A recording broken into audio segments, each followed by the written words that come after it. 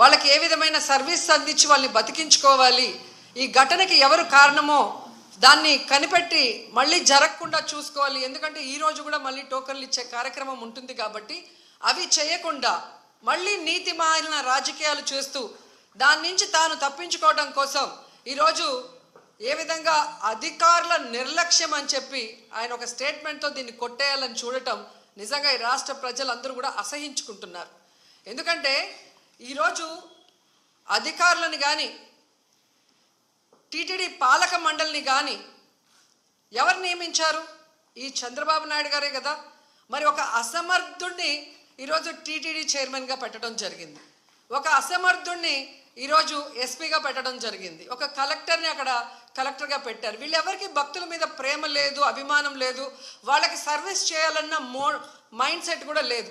ఎంతసేపు చంద్రబాబు నాయుడు చుట్టూ తిరుగుదామా, ఆయనకి భజన వేస్తే చాలు అనుకున్న కార్యక్రమం మనం 6, 7, 8వ తారీఖున చూసాం.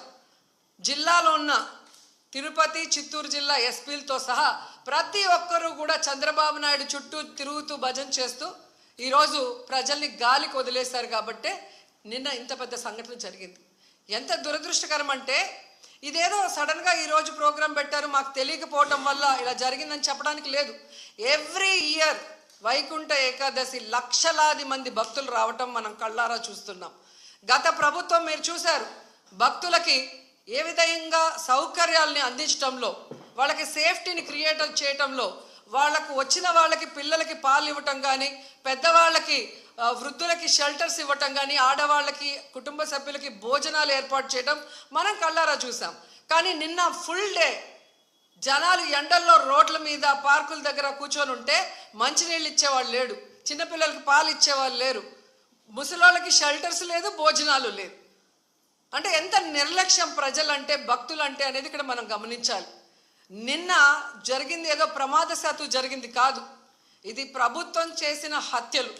ఎందుకంటే చంద్రబాబు నాయుడు గారి నిర్లక్ష్యం, ఆయన నియమించిన టీటీడీ పాలక వర్గం, అలాగే దేవాదాయ శాఖ మంత్రి, అలాగే డిప్యూటీ సీఎం, అలాగే హోంమంత్రి, వీళ్ళందరి నిర్లక్ష్యం వల్లే ఇది జరిగింది. కాబట్టి వీళ్ళందరి మీద కేసులు, అంటే క్రిమినల్ కేసుల్ని ఫైల్ చేయాలని కూడా మేము డిమాండ్ చేస్తున్నాం. ఎందుకంటే మొన్నే మనం చూసాం, తెలంగాణలో ఒక సినిమా ఫ్యాన్ షోకి అల్లు అర్జున్ గారు వస్తే ఆయనకి సంబంధం లేకుండా తోపులాట జరిగినప్పుడు అక్కడ ఒక మహిళ చనిపోతే అల్లు అర్జున్ గారి మీద 105 BNS పెట్టడం జరిగింది.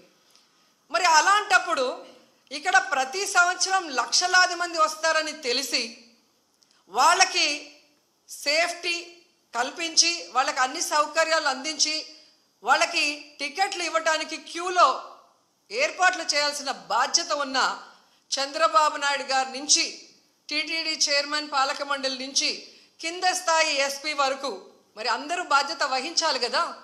కానీ ఈరోజు ఎంత దురదృష్టం అంటే, ఇది పద్మావతి పార్క్లో 5 మంది చనిపోయిన ఆ ప్లేస్లో జరిగిన FIR. దీంట్లో 105 పెట్టాల్సింది వీళ్ళు 194 BNSS పెట్టారు.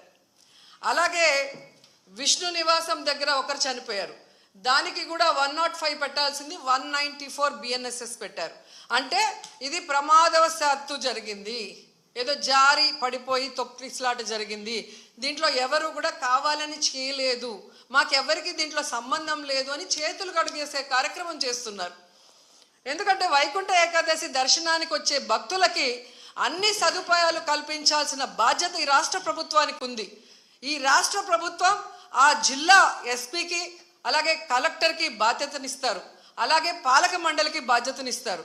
సో వీళ్ళందరూ కోఆర్డినేషన్ చేసుకొని చేయాల్సిన పనిని ఈరోజు వీళ్ళు నిర్లక్ష్యం చేసి 6 మంది ప్రాణాలు బలికొని 34 మంది గాయాల పాలైతే ఎవరికి సంబంధం లేదు, ప్రమాదవశాత్తు జరిగిందని 194 BNSS పెట్టడం ఎంతవరకు సమంజసం? సో ఈరోజు నేను అడుగుతున్నాను, మొన్న విజయవాడలో హైందవ శంకారావం చేశారు, హైందవుల్ని మనం కాపాడుకోవాలి.